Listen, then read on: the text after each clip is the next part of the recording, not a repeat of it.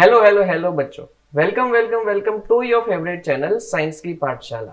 आज के वीडियो में हम बोर्ड में एग्जाम पेपर कैसे अटेम्प्ट किया जाता है उसके बारे में डिस्कस करने वाले हैं। आप में से बहुत सारे स्टूडेंट्स की डिमांड थी कि बोर्ड का एग्जाम पेपर कैसे लिखा जाता है, तो आपकी डिमांड पे ये वीडियो आपके लिए अवेलेबल है।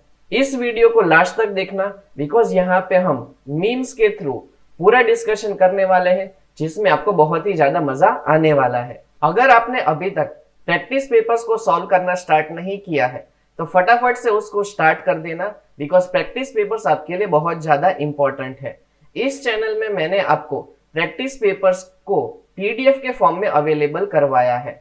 अगर आपने वो वीडियोस को अभी तक नहीं देखा तो नीचे आपको डिस्क्रिप्शन में उस पेपर की लिंक मिल जाएगी, जहां पे आप उस लिंक के ऊपर क्लिक करके वो पेपर को पीडीएफ के फॉर्म में डाउनलोड कर सकते हो।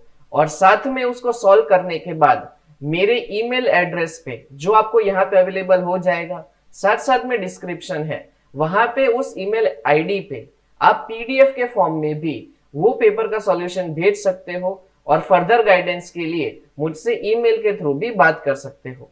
जब आप मुझे पेपर भेज दोगे तो मैं उसको चेक करके वापिस से आपको पीडीएफ के फॉर्म में वो पेपर को आपको रीसेंड कर दूंगा, सो दैट आपको आइडिया आ जाएगा कि कहां पे आपने मिस्टेक की है।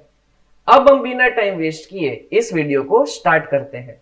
फर्स्ट टिप बहुत ही बेसिक टिप है, आपको क्वेश्चन पेपर अच्छे से रीड करना है।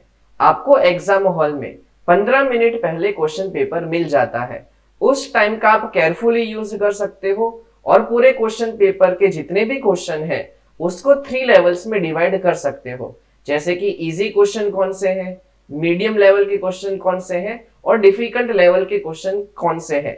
इस तरीके से आप पूरे पेपर को इजीली डिवाइड कर सकते हो। सेकेंड इंपॉर्टेंट टिप है प्रायोरिटी को सेट करना। आपको सबसे पहले इजी क्वेश्चंस को अटेम्प्ट करना है और जो क्वेश्चन नहीं आता उसके लिए बिल्कुल भी टेंशन नहीं लेना है और उसके लिए 1 पेज या तो 2 पेज जितनी जगह छोड़ देनी है। और हाँ, जब आपको लास्ट में टाइम मिलेगा तो उसके आंसर को लास्ट में अटेम्प्ट करना है, तो ये चीज बिल्कुल भी आपको नहीं भूलनी चाहिए। आप क्वेश्चन पेपर को कोई भी सीक्वेंस में अटेम्प्ट कर सकते हो। आप अपने मर्जी के अकॉर्डिंग सेक्शन ए, बी, सी और डी को आपको जैसे ठीक लगता है उस सीक्वेंस में आप अटेम्प्ट कर सकते हो। जिस सेक्शन में आपको ज्यादा कॉन्फिडेंस है वो सेक्शन को आप सबसे पहले अटेम्प्ट करना। थर्ड इंपॉर्टेंट टिप है टाइम को पेपर पे कंप्लीट करना, बिकॉज अगर आपका पेपर छूट जाएगा तो ऑब्वियसली आपके कम मार्क्स आएंगे। तो सबसे पहले हम ये डिसाइड कर लेते हैं कौन से सेक्शन को कितने टाइम में हमें कंप्लीट करना है। हम यहाँ पे गुजरात बोर्ड और साथ में सीबीएसई स्टूडेंट्स दोनों की बात करने वाले हैं। हम सबसे पहले यहाँ पे गुजरात बोर्ड के स्टूडेंट्स को कौन से सेक्शन को कितने टाइम में कंप्लीट करना है उसके बारे में डिस्कस करने वाले हैं। सबसे पहले गुजरात बोर्ड स्टूडेंट्स को सेक्शन ए जो है वो 16 मार्क्स का पूछा जाता है। इसके अंदर fill in the blanks, true false, match the following और answer in 1 words and 1 sentence type के क्वेश्चन होते हैं। ऐसे टोटल आपको 16 क्वेश्चंस पूछे जाते हैं और आपको ये ट्राई करना है कि ये सेक्शन से 15 मिनट्स में कंप्लीट हो जाए। अब ये करना कैसे पॉसिबल है, तो आपको पता है कि मैंने आपको सबसे पहले बताया था कि 15 मिनट्स पहले आपको क्वेश्चन पेपर मिल जाता है। तो उस टाइम का अगर आप अच्छे से यूज करोगे तो ऑब्वियसली आप 15 मिनट्स के अंदर इसको कंप्लीट कर पाओगे। ये ऐसे टाइप के क्वेश्चंस होते हैं, या तो अगर आपको आते हैं या तो नहीं आते, बिकॉज आपको तो यहाँ पे टिक करना है, ट्रू और फॉल्स को अटेम्प्ट करना है, मैच द फॉलोइंग करना है, 1 वर्ड में लिखना है, 1 सेंटेंस में लिखना है। तो इसके बारे में अगर आपको क्वेश्चन कोई नहीं आता तो ज्यादा टाइम वेस्ट करने की जरूरत बिल्कुल भी नहीं है। जब आपको लास्ट में टाइम मिलेगा तब उसके बारे में आप सोच के आंसर कर सकते हो। तो फटाफट से ये जो क्वेश्चन है उसको 15 मिनट्स के अंदर आपको कंप्लीट करना है। सिमिलरली सेक्शन बी जो है वो आपका 20 मार्क्स का होता है। इसके अंदर आपको टोटल 10 क्वेश्चंस पूछे जाते हैं और आपको ये ट्राई करना है कि ये वाला पार्ट आपका 50 मिनट्स के अंदर कंप्लीट हो जाए। ये ऐसे टाइप के आंसर्स होते हैं जिसमें आपको 4 to 5 सेंटेंसेस में आंसर कर देना है। इसमें आपको ज्यादा लेंथी आंसर्स लिखने की जरूरत बिल्कुल भी नहीं होती। तो इस तरीके से आप ये पार्ट भी अटेम्प्ट कर दोगे।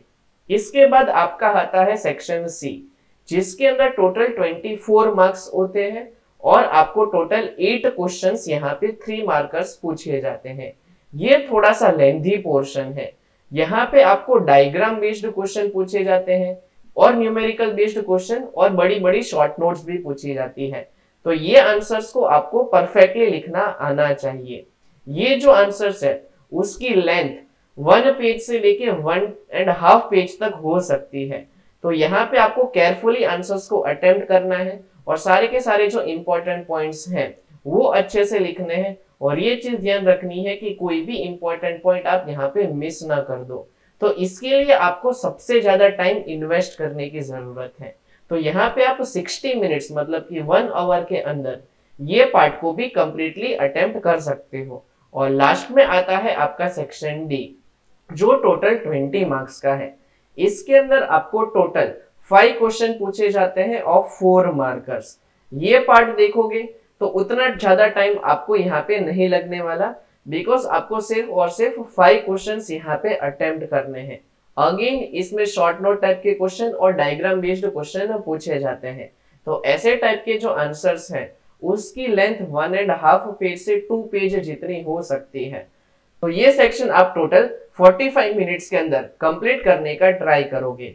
और अच्छी बात यह है कि अभी भी आपके पास 10 मिनट्स और बचे होंगे, तो इसका यूज आप कर सकते हो वापिस से जो भी आपने आंसर लिखे हैं उसको चेक करने के लिए। तो इस तरीके से अगर आप अटेम्प्ट करोगे तो आपका बिल्कुल भी पेपर यहाँ पे जो है छूटने का कोई चांस नहीं है। अब सीबीएसई के स्टूडेंट्स अच्छे से ध्यान देना, आपका जो पूरा पेपर है वो टोटल 5 सेक्शंस में डिवाइडेड होता है, section A B C D and E. और यहाँ पे सबसे पहले आपको सेक्शन ए के अंदर टोटल 20 क्वेश्चंस पूछे जाते हैं। उसमें से जो 16 क्वेश्चंस हैं वो एमसीक्यू के फॉर्म में होते हैं और लास्ट के जो 4 क्वेश्चन है वो एजर्शन और रीजन के फॉर्म में होते हैं।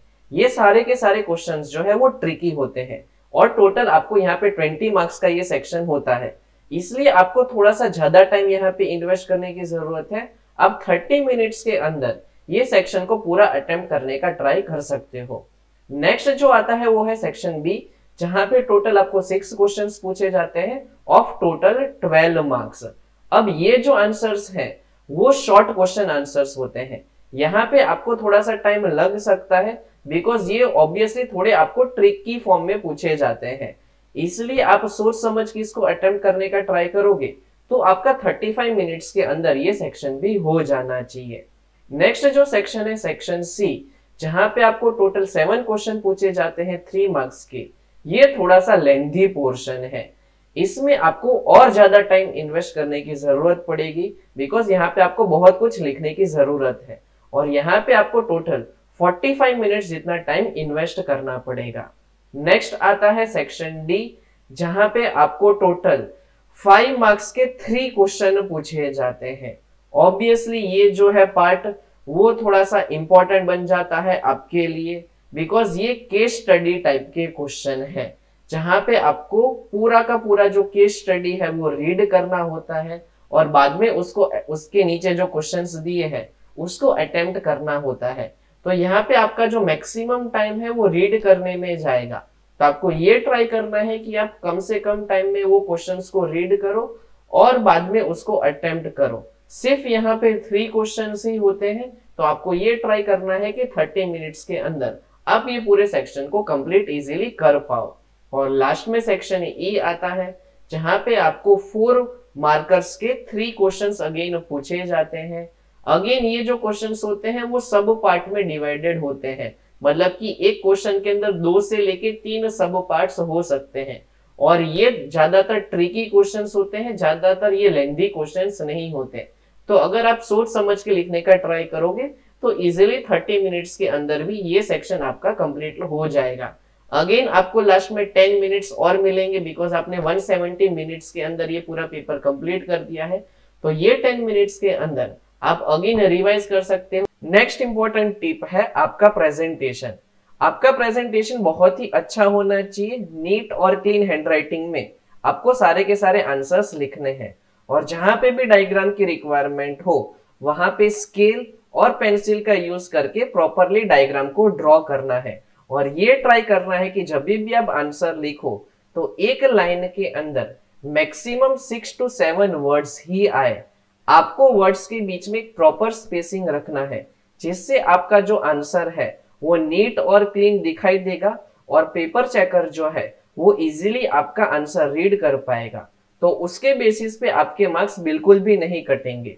तो ये चीज याद रखना कि आपका जो आंसर शीट है वो प्रॉपरली नीट और क्लीन होना चाहिए और डायग्राम को भी अच्छे से आपको लेबल करना है। नेक्स्ट इंपॉर्टेंट टिप है, आपको उदय शेट्टी की तरह बिल्कुल भी बिहेव नहीं करना। जैसे उदय शेट्टी को लेट गो करने की आदत है, वैसे ही बहुत सारे स्टूडेंट्स आंसर लिखने के बाद उन्होंने क्या लिखा है उसको रीचेक नहीं करते।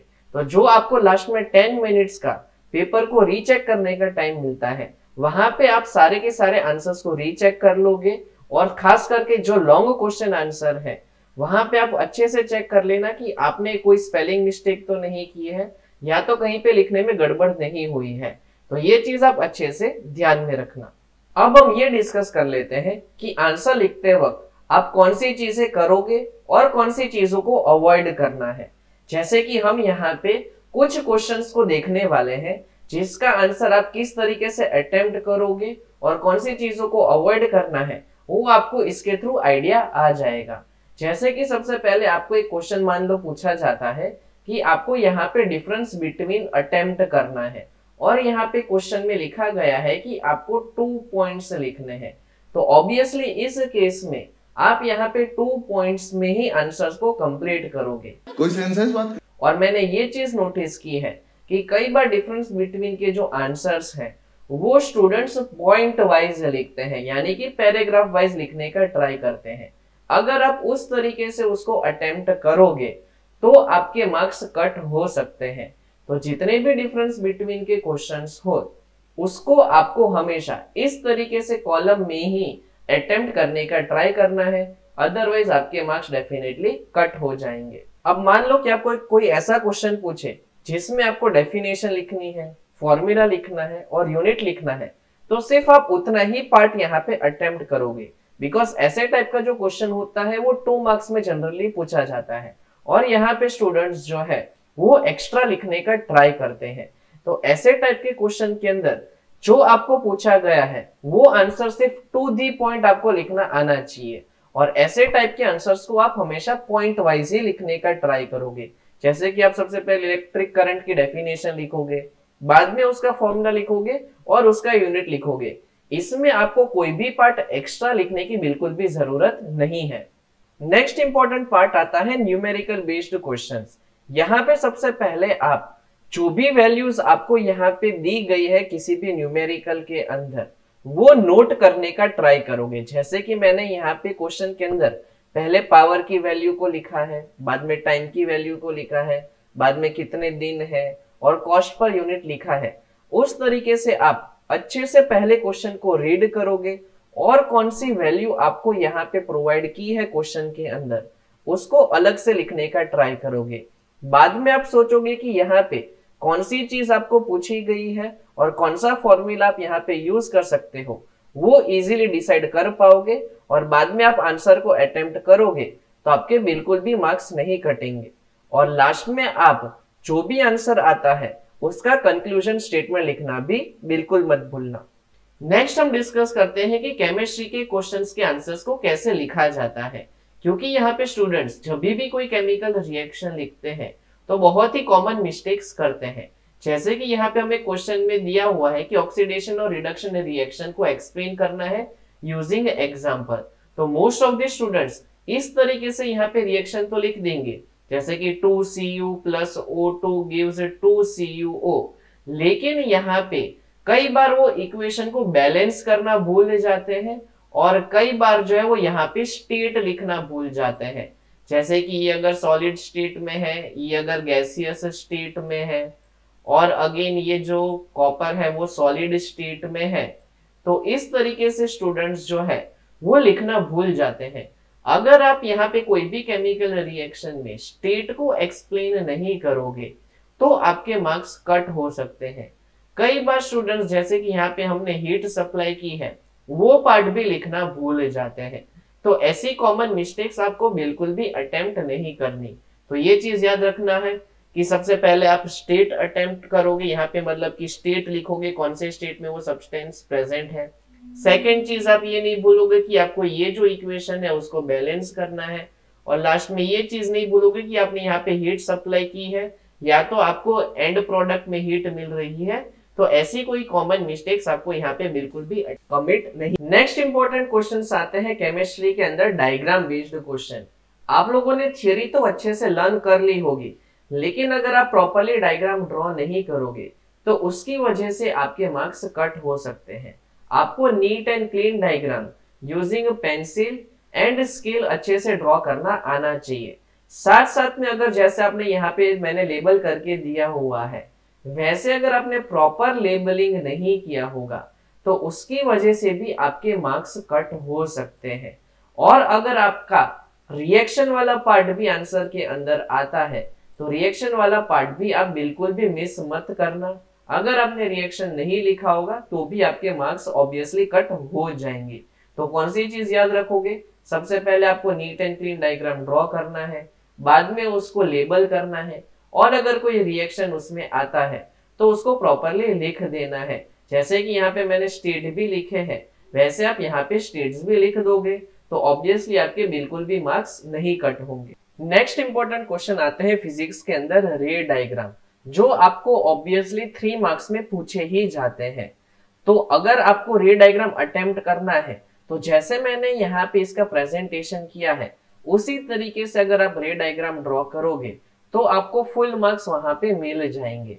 जैसे कि पहले आप यहाँ पे सबसे पहले लेंस को ड्रॉ करोगे, फिर आप ऑब्जेक्ट को उसकी पोजीशन के ऊपर प्लेस करोगे, बाद में आप इमेज कहाँ पे मिलती है वो ड्रॉ करोगे, और साथ साथ में अगर आपने ये डिटेल लिख दी जैसे कि टाइप ऑफ इमेज है, size of image, position of image, जो ऑब्वियसली आपको इस आंसर के अंदर क्वेश्चन के अंदर पूछी ही जाती है, तो वो पार्ट आप अच्छे से मेंशन कर दोगे तो आपके ऑब्वियसली बिल्कुल भी मार्क्स कट नहीं होंगे और आपको फुल मार्क्स मिल जाएंगे।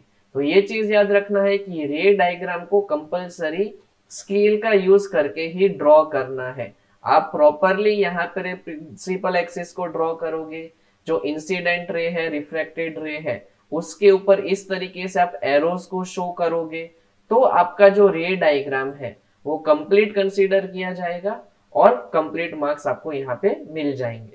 इस चैनल के ऊपर अब मैं रेगुलरली आपके प्रैक्टिस के लिए साइंस के पेपर्स को मैं अपलोड करता जाऊंगा और साथ साथ में उसका सॉल्यूशन भी आपको मिलता जाएगा।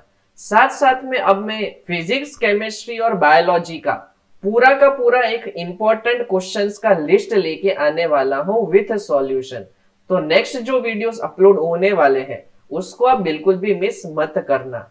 आपको नेक्स्ट वीडियोस के अंदर सारे के सारे केमिस्ट्री के इंपॉर्टेंट क्वेश्चन विथ सॉल्यूशन मिलेंगे, बाद में बायोलॉजी के क्वेश्चन विथ सॉल्यूशन, और लास्ट में फिजिक्स के आईएमपी क्वेश्चन विथ सॉल्यूशन मिलने वाले हैं। तो सारे के सारे जो इंपॉर्टेंट वीडियोस अब अपलोड होने वाले हैं इसको बिल्कुल भी मिस मत करना। साथ में आपको मार्वल पेपर का सॉल्यूशन भी इस चैनल पे मिलने वाला है। मैंने अब तक आपको पेपर नंबर 3, 4 और 5 का सॉल्यूशन प्रोवाइड कर दिया है। अब कुछ ही दिनों में आपको पेपर 6, 7 और 8 का सॉल्यूशन भी मिल जाएगा, तो उसका सॉल्यूशन भी आप बिल्कुल भी देखना मत भूलना।